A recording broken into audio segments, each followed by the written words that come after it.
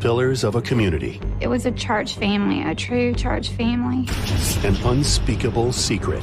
Talk about stuff like that on the phone, baby. I know, baby. She told me if this got out, we would lose everybody. And the murder that shakes a small town to its core. We're all just, excuse my term, dumbfounded. Told for the first time. I did what she told me. I didn't say anything until now. The shocking true story of the Gatesville fire. It truly is a made-for-TV case.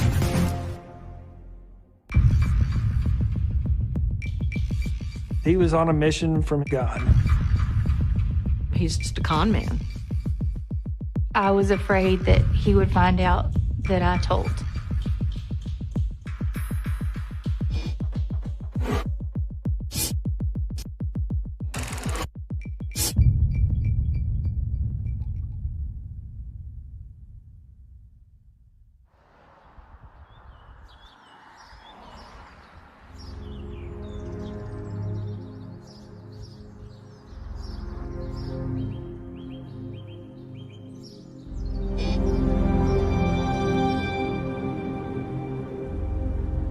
Got your garter? Oh, my garter. The earliest memory I really remember of David is when they got married. He was real caring, and he loved my mom. She was a wonderful person. Well, believe it or not, she had had her hair curled the longest and had done well. Mom and David were married August 1st of 1992. The idea of them getting married and having him around more, it was fun. Well, just say, this doesn't happen very often, Darla, so you better take advantage of it.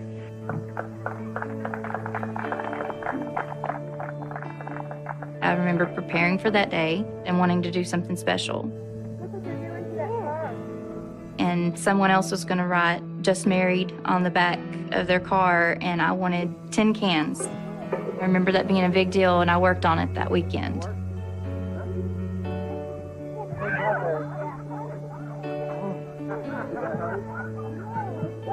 And after the wedding, when they drove off, I remember crying because, I don't know, maybe I was crying because Mom was leaving for the weekend, or I cried because my cans fell off. And I was heartbroken, and I cried. I'm not really sure how my mom and David met. When they first got together, they weren't really religious. We didn't go to church. David actually smoked cigarettes, he drank, but I don't remember that being a bad thing. I remember him being fun. That changed after the accident.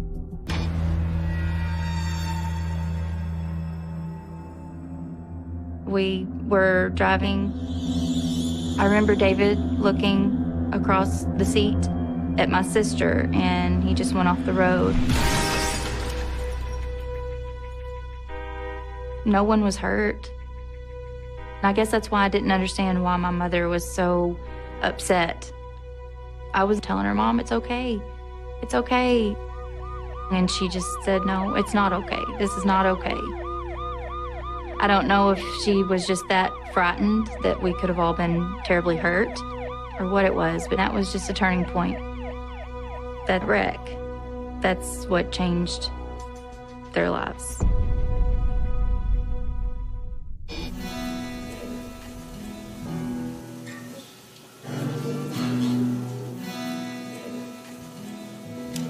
You know, I mean, life is a roller coaster ride enough as it is. But when you've got Jesus, when you've got the joy of the Lord inside of you, it doesn't matter what's going on outside.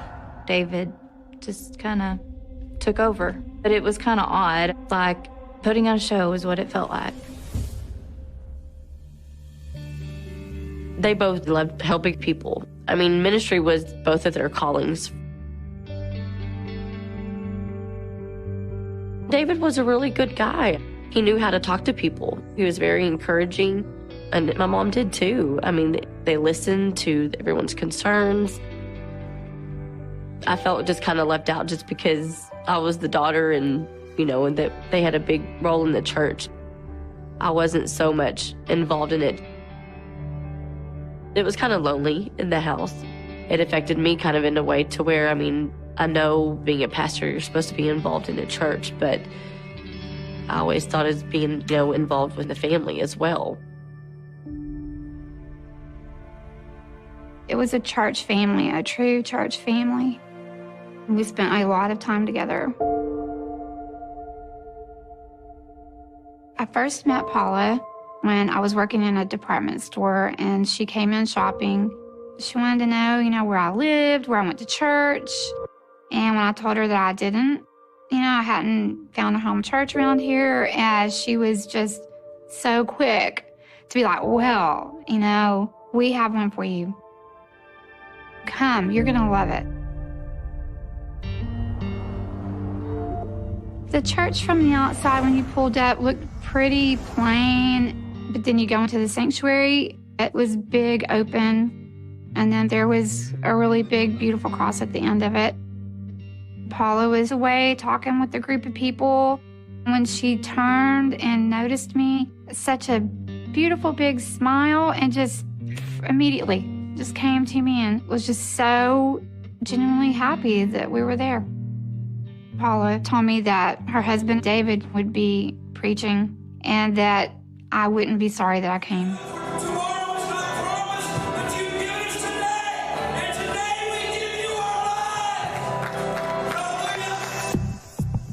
He definitely was on fire for the Lord. I mean, he was.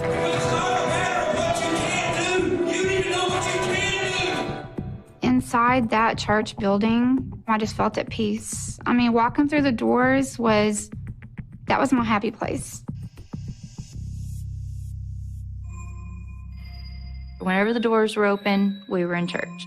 But I was uncomfortable being there. He has a purpose, he has a destiny, he has a plan for your life, and Jesus is the reason. Things started to change a lot at home. David was more strict, but understandably so.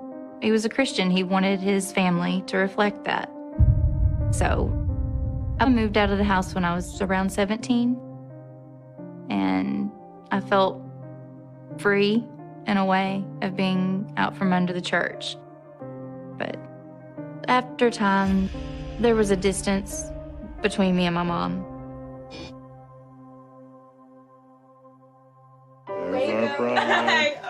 Hey, ladies. When my sister Melissa got engaged, it gave me and my mom the opportunity to really reconnect. And we picked out dresses together. Let's try these gloves. I think they'll be perfect for you. We were texting and talking daily. It was exciting. We really reconnected that last few months. And we weren't prepared. You don't really prepare for, I'll never get to see this person again. I'll never.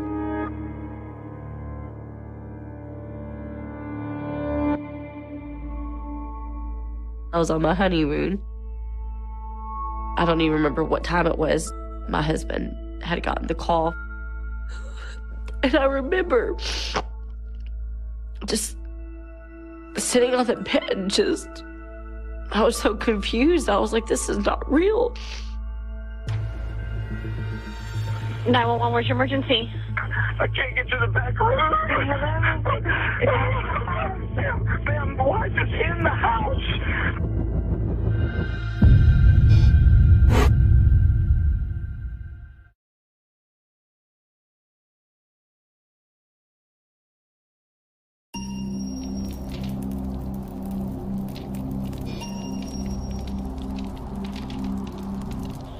911, where's your emergency? I can't get to the back room. He won't calm down enough for me to figure out where he's at. Sir? Ma'am, my wife is in the house. Where are you, sir? I am at New Life Church, in the trailer house behind it. New Life Church, the trailer house behind it? There's a trailer behind it.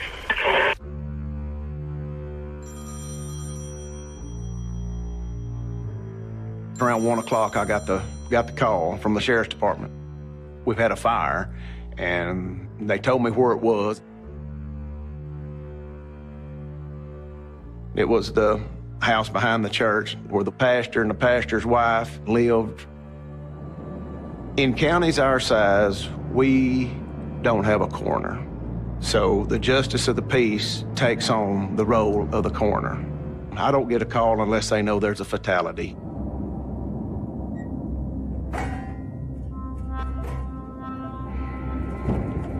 I remember pulling in and it was completely engulfed by the time I got there. The wind was blowing so hard that night, it had to be blowing 30 mile an hour, sustained winds. And there's no way to hardly fight it when you're combating winds. All the Gatesville Fire Department, seemed like all of their trucks was there and everybody on scene scrambling, trying to put out the fire. I can remember David Allen. He was very frantic, running around. He was hysterical, saying, "My wife's in there, my wife's in there." He was trying to get in a window, and they had pulled him back out. There was no way nobody could enter the house. We're all just, excuse my term, but dumbfounded. You know, oh Lord, how this is terrible. How could this happen?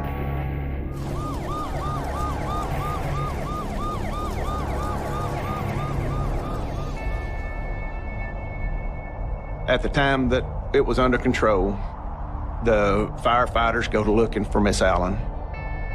And I remember when we found her, she was laying face up at the front door like she was trying to get out.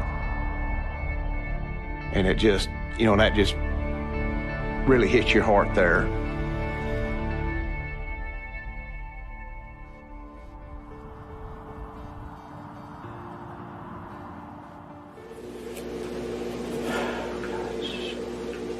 How long were you guys married? 18 years.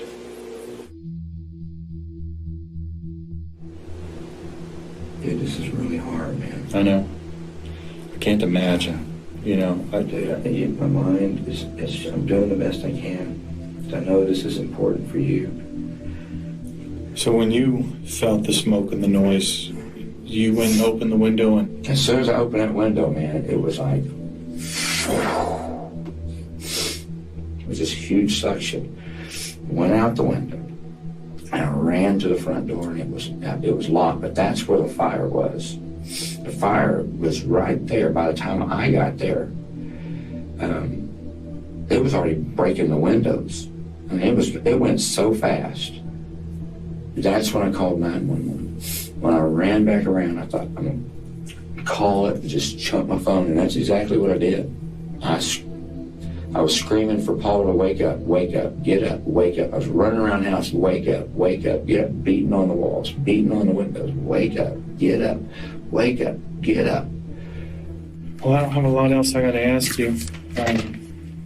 Basically, it was just to get the version of what occurred, you know, while it was still fresh and get you away from there. One other thing I would like to know, is there a life insurance policy for her? So we went to get life insurance, and they turned us down because of me. Do you want to have somebody come pick you up?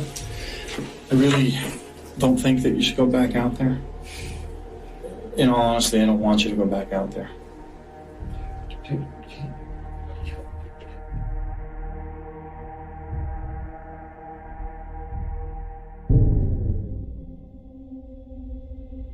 I was woken up about 3 in the morning by my aunt and uncle at my door. And they told me, there's been a fire and your mom didn't make it out. I don't really remember it registering what they had just said. And I remember asking my aunt, you know, we need to call Melissa. We had to get her back to town so that we could plan a funeral. I was on my honeymoon. My husband had gotten the call and had told me that my mom didn't make it out. And of course he tried consoling me, and I just remember being in a disbelief. It just didn't feel real.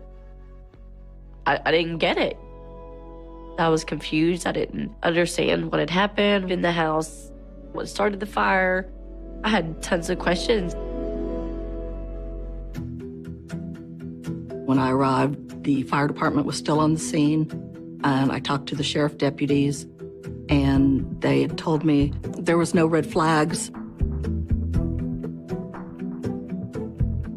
It doesn't matter if the locals tell me what they think. I have to make my own opinion. I needed to investigate for the possibility of homicide.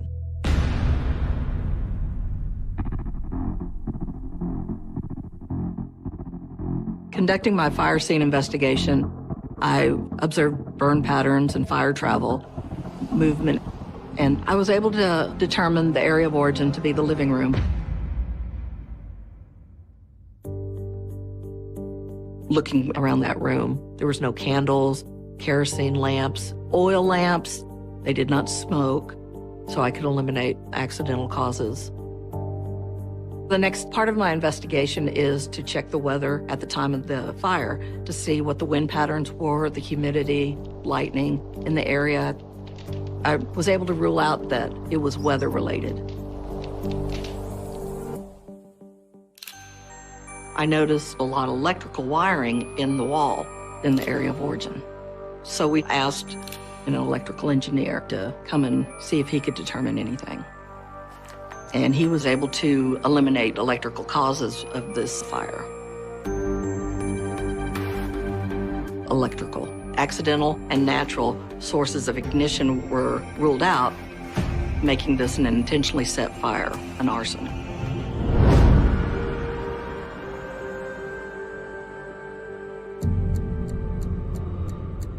I started looking for how they might have set it, such as ignitable liquids. Samples are collected in the area of origin and submitted to a lab. Then we start to see who might have set it. I needed to do interviews with the church members.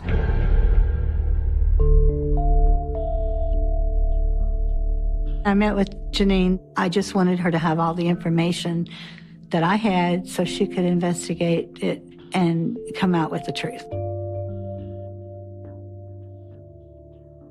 It was either February or March. Paula and I were talking about the finances in the office. She needed some help doing the IRS stuff, so I told her that I was going to come and help her.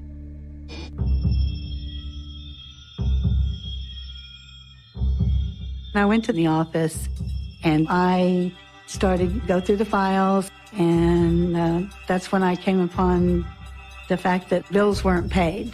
The bills were just put into the file cabinet. David took money that he should have spent on bills, and he did things for the church. David just said, God will take care of it. God will take care of it. The church needs to know what's going on. So I started talking to some members of the board, and that's when they found out what was going on with finances. And they just were going to take care of what needed to be taken care of.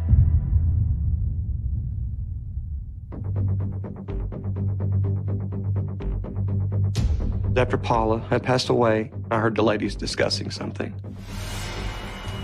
It's like on one day, we all just knew we had to come out. There's something going on in the church not a lot of people know about. She said everybody was going to be really shocked when it happened. And I was like, yeah, well, there's a lot of things people don't know about if they only knew. She told you that? In so many words, yes. And then 3 days later, Paula's dead.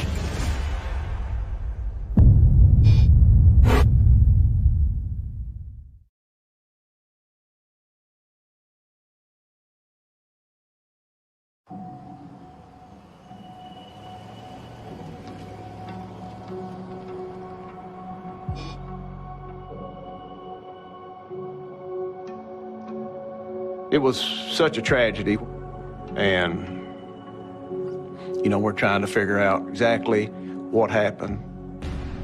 And that night, there was nothing to depict that there was any foul play. Within a few hours, we get a preliminary autopsy report, and it come back smoke inhalations and thermal burns. It was determined an accident. And then the next thing I know, investigators, they're talking to me, thinking there's something going on.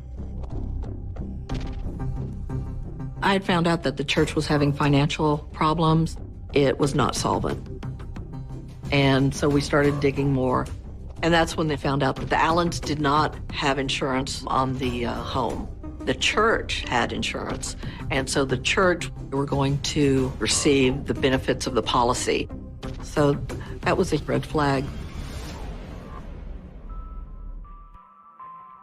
We purchased the house, and so the church did have insurance on it.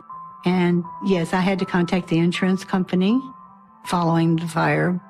I needed to investigate to see if somebody set the fire, not meaning to harm David or Paula, and just wanted to burn down the building.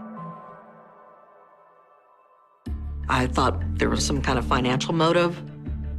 It wasn't until the funeral, that's when the investigation took a new turn.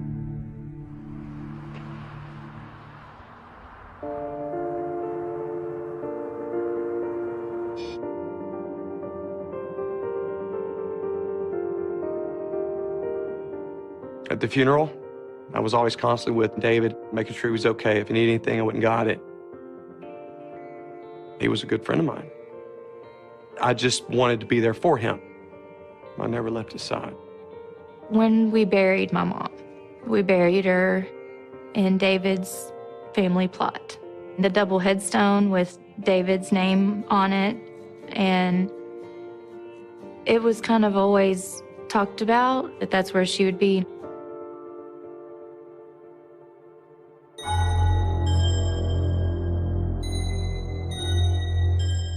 At her funeral, I just started to see stuff, and it was like a light bulb went off, and I was like, this just isn't right. I thought the investigators, they needed to know what we knew about.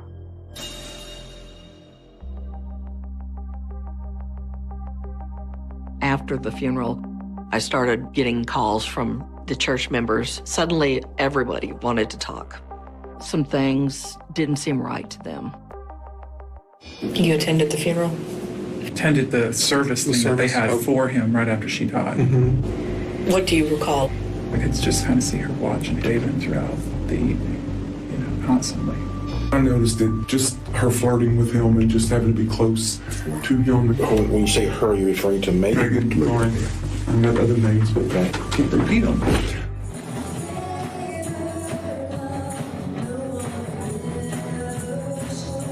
Megan was another member of the church. She is a very beautiful lady, and she really looked up to David. She took notes from every sermon that he gave. Megan was waiting for God to bring her the right man. It had to be a godly man. She taught me over and over again, oh, I want a husband so bad. But yeah, she only had eyes for David. That was totally obvious. We could just see what was happening a long time ago before the fire. Megan's very young, to my age, and she's pretty, all that good stuff. How would you characterize their relationship? I mean, I knew that she was in love with my stepdad. I went to school with Megan, so I've known Megan for a very long time. She was obsessed with David. That's how I saw it. She was just obsessed with David. Was it something that you think that David was encouraging in any way? I told Paula to be careful. Paula would say, oh no, Julie, she's just a young girl. She didn't notice it for a while. I remember when it really impacted her was in October of 2010. We had a carnival at the church, and she happened to look out and noticed David and Megan had just come off of a ride, standing side by side, facing each other, and I saw her beautiful brown eyes turn black with anger.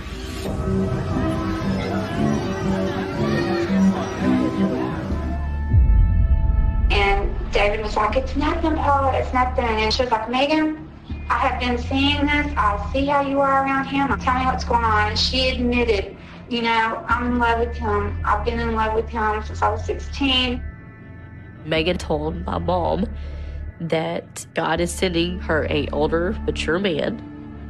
I remember my mom telling me that she said, no, he is married. That's not how God works. So you need to back off. You need to leave him alone. The church was her baby too. I know she didn't want to ruin her or David's reputation. So I guess she was trying to protect him. And the Tuesday Paula passed away, I was going to have a meeting and was going to tell Megan, back off. You need to back off. During the interviews with the church members, some of them had said that they had heard Megan say it would be soon that they'd be together. Tell me about the conversation here with Megan that you thought was just really inappropriate. She did tell me that, that she knew she was going to marry a pastor and he was going to be quite older than her, and everybody was going to be really shocked when it happened. She said that. She did say that. Yes.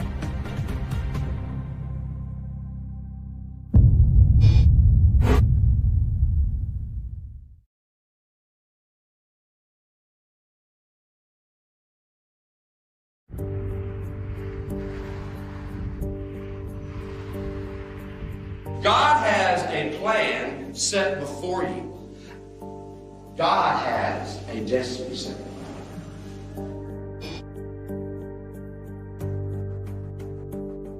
I remember around January, I'd ask her, I said, hey, Paula, we had a great service Sunday morning. Wasn't it a great service? And she got up.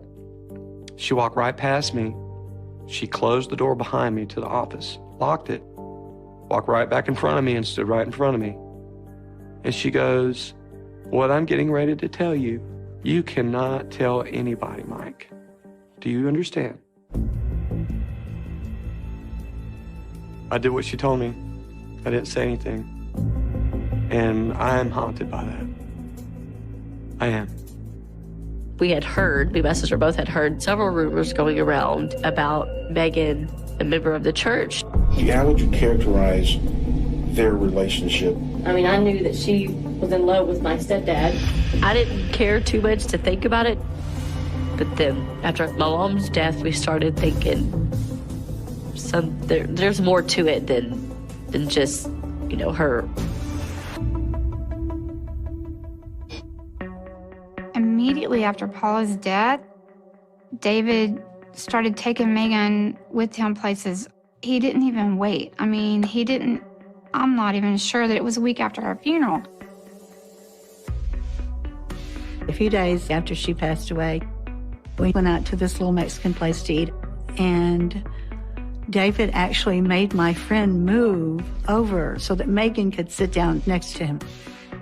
And, there's a lot of little flirtatious kind of things going on that I noticed.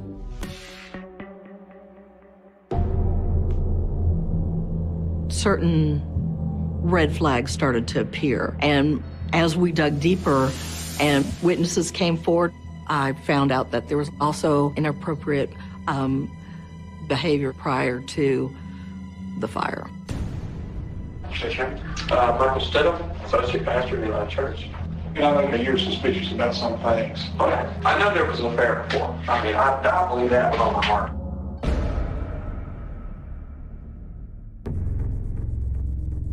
Back in January, when I walked in that office that day, Paula told me that she had found Megan and David in the altar, holding each other in a very odd position that they shouldn't have been in, hugging each other. And I said, what? If it had been anybody else telling me, I would not have believed it. David was, 47, 48 years old. Megan's 25. Wow. Here I am, the associate, this is my best friend, and this just blasted me right in the face. Boom. But she told me, we don't need to discuss this. This would have a tremendous bad effect on this whole church. If this got out, we would lose everybody. I've forgiven him, and you need to forgive him too. I did what she told me. I didn't say anything until now.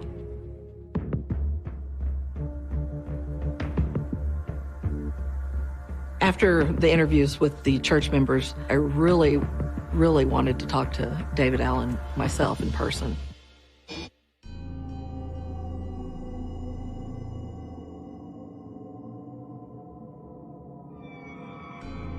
That was a very interesting interview. He came in acting like he was in college. He had a polo shirt on with the collar up, sunglasses, his hair spiked up. We asked David if he'd take a polygraph, and he said yes. And so we had a ATF agent standing by to conduct a polygraph exam. The ATF's policy is they don't film the polygraph, but we did start filming after the interview. The machine doesn't lie. Just understand that you're going to bear the responsibility of what happens here. Yes, sir. Okay? We wanted you to tell the truth. That's not what happened. The polygraph test or any of the other stuff, I had, no idea. Deception was indicated on all questions that were asked during the polygraph exam. Well, I'm going to go ahead and go. Well, you're free to go whenever you want to, but we're going to continue on the investigation.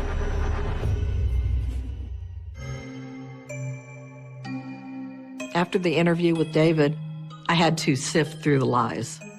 And one stop was to the life insurance agent who had told me, yes, that they had come in to try to obtain a policy, but David didn't pass the physical. We went to get life insurance, and they turned us down because of me. It was a half-truth that, yes, he was turned down, but Paula wasn't. There was an active insurance policy on Paula for $250,000. Not only did David Allen know that there was insurance, he had gone to the insurance agent to try to obtain that money. At that point, motive was established, that he had $250,000 coming and a new girlfriend. Investigators in the summer of 2011 were very aware that there was some type of relationship between David Allen and Megan to the degree that he may have had a reason to start this fire. Megan had been spoken with briefly, and she had denied the physical relationship with David Allen at that time. In light of that, we reinitiated contact with several witnesses. The main thing that I remember is that it's like David, it's almost like David knew that Paula was going to die because he said that they would be together soon. And within about 3 days, Paula was dead. She told you that? Megan told you that? Yes. And David said that they would be together soon? In so many words, yes. And then 3 days later, Paula said. Motive in this case was very clear. And then in November, we finally got the report from the investigation from the insurance company. It's revealed that they believe that it was intentionally set. Acetone was the ignition factor for the fire.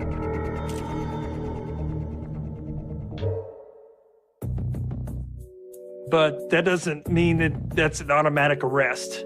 It was important for us to really get our bearings about what evidence was collected and how strong that evidence would play in a trial.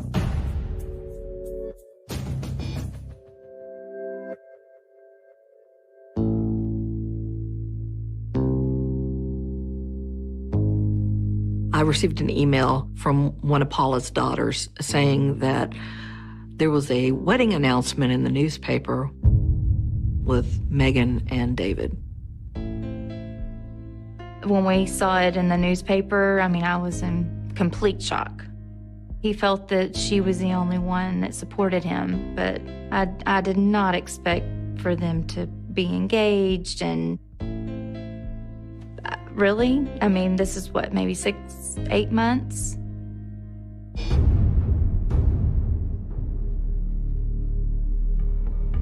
Establishing the timeline of the relationship was astronomically important for us because Mr. Allen and Megan had been denying any type of inappropriate relationship before the fire. And so we engaged an incredible forensic investigator. He really opened up the forensic cell phone information. There was constant text messages with Megan, all times of the day and night. They were intimate texts. They were intimate texts. And the last message that David Allen received that night of the fire was from Megan Allen. We had enough probable cause where an arrest warrant was issued. Shortly after they returned from their honeymoon, the sheriff's office was able to locate him and arrested him.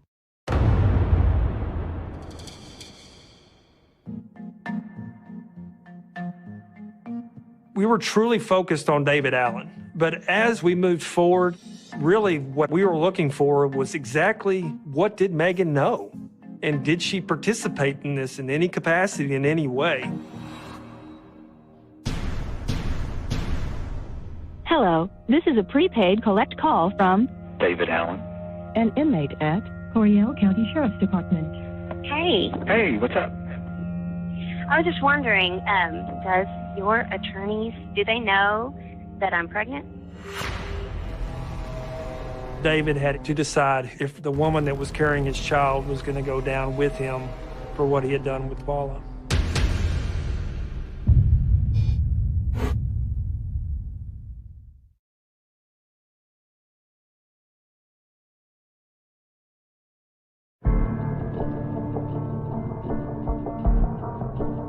The death of Paula Allen is a made-for-TV case. Local pastor falls in love with a young parishioner and is trying to find a way out of his marriage while at the same time hanging on to the clergy.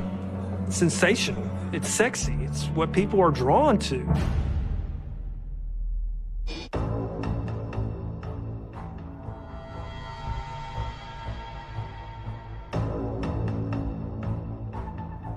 Do you remember March 17th? Uh-huh, Make sure I do. Say. I And do. make sure you tell them about all that, too, because that's all in the phone stuff and everything.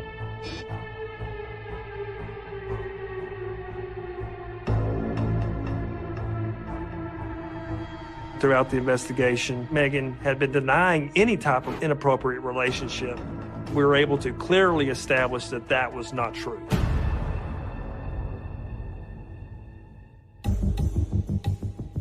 I have no problem telling them that we kissed on the 17th. Baby, that was it. quit. I mean, my Don't gosh. talk about stuff like that on the phone, baby. I know, baby. I know. But there was never any evidence that we could rely on that would support that she actually knew what David Allen would do that night to Paula. And so we really wanted a situation where Megan understood that there was some accountability with her statements.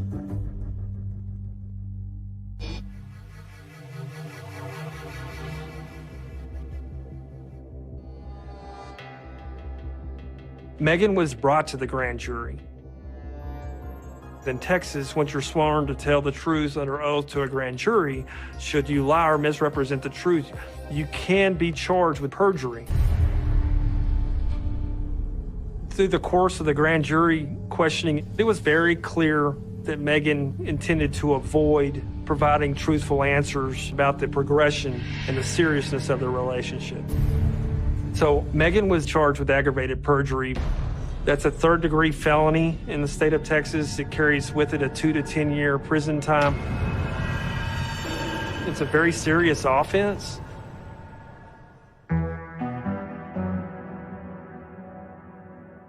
Megan certainly created a bargaining chip dynamic. One of the most challenging types of offenses to prosecute and prove is arson. If a jury found David Allen not guilty because of a disagreement over the arson science, it was inevitable. A potential solution was dismissing Megan's case in conjunction with David Allen pleading to the arson causing death.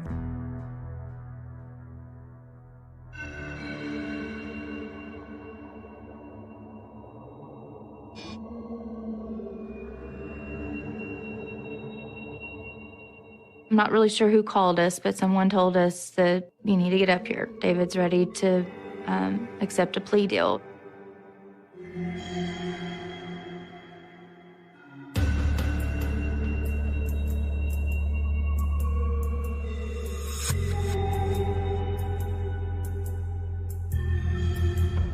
To us, it meant more to hear David admit to arson, and we would be able to live a somewhat normal life with him behind bars.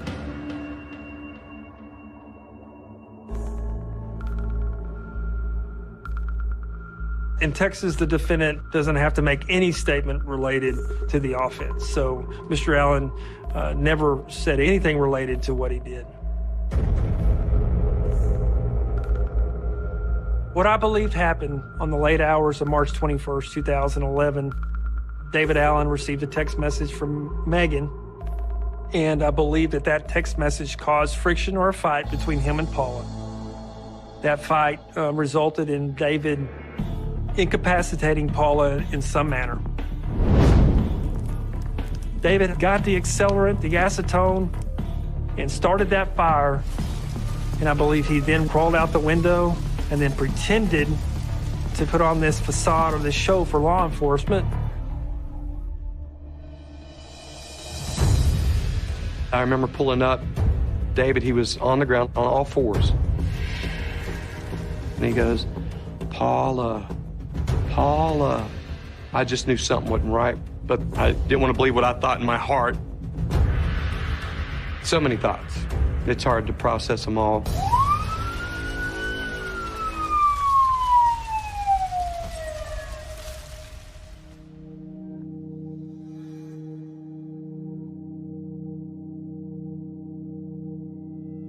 This is my first time in 8 years talking about this in the way that I'm talking about it.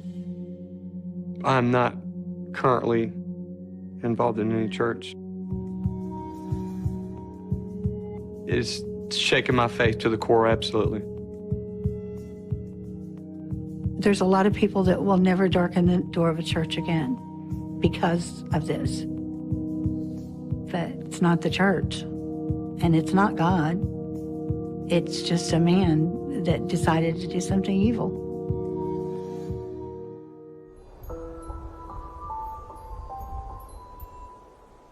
When we buried my mom, we buried her in David's family plot.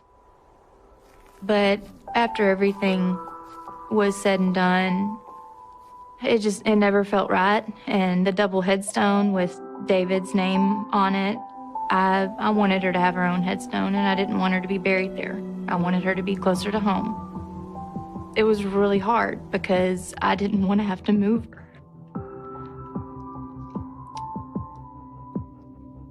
But I'm glad we did. She's closer to us. She's where she belongs now.